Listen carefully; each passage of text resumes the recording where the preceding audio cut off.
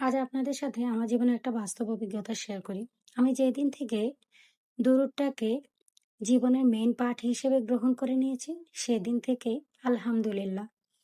আল্লাহ কিভাবে যে আমাকে সকল প্রকার বিপদ-আপদ এবং সকল প্রকার সমস্যা থেকে রক্ষা করেছে, আমি নিজে আপনাদেরকে আসলে বলে বোঝাতে পারব না।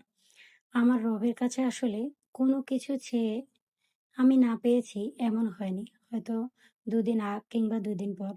মহান রব্বুল আলামিন এত সহজে আমার জীবনের প্রত্যেকটা স্বপ্ন, আমার জীবনের প্রত্যেকটা সফলতা, প্রত্যেকটা লক্ষ্যে আমাকে খুব তাড়াতাড়ি পৌঁছে দিয়েছে।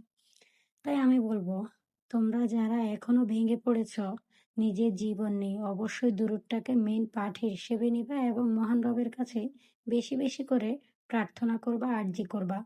মহান রবের কাছে কোনো কিছুই কমতি নেই। অনেকে কোনো কিছু সাথে না পেয়ে অনেক বেশি অস্থির হয়ে যায়। আসলে এটা কিছুই না। আপনাকে ধৈর্য ধরতে হবে, রবের কাছে বেশি করে আরজি করতে হবে, ক্ষমা চাইতে হবে। জীবনে চলার পথে দূরত্বটাকে মেইন পার্ট হিসেবে নিতে হবে। হ্যাঁ, সাথে আপনার আত্মীয়স্বজনের খোঁজখবরও রাখতে হবে। আত্মীয়তার সম্পর্ক, আত্মীয়তার বন্ধন কিন্তু আপনাকে টিকিয়ে রাখতে হবে। আত্মীয়তা এমন এক জিনিস, আপনি তো মনে করেন সবার জন্য করেন। কেন আপনার জীবনে এমন ঘটনা ঘটে?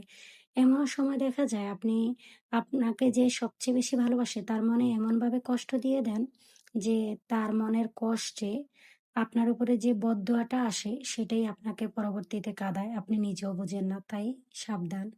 সবাইকে ভালোবাসুন, সবাইকে পাশে রাখুন এবং সবাইকে সঠিকভাবে স্নেহ করার চেষ্টা করুন।